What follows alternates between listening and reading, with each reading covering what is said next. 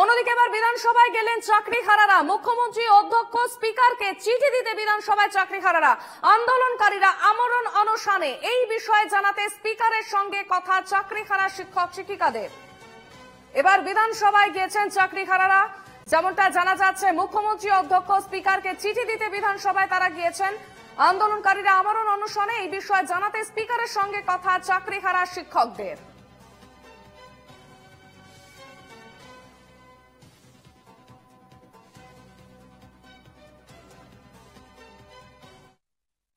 আমরা হলাম যোগ্য শিক্ষক শিক্ষিকা অধিকার মঞ্চের পক্ষ থেকে এই 5 জন প্রতিনিধি দল।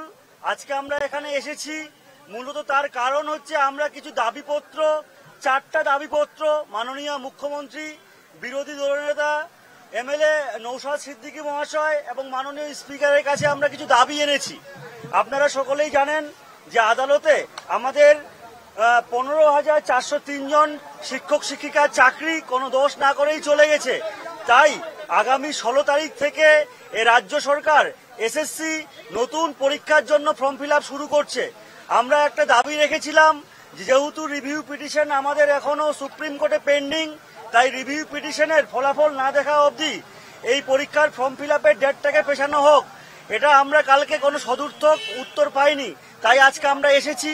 আপাতত আমরা কিছু বলতে পারছি না, আপনারা আমাদের সঙ্গে সহযোগিতা করুন। আমরা আমাদের ডেপুটেশন জমা দিই,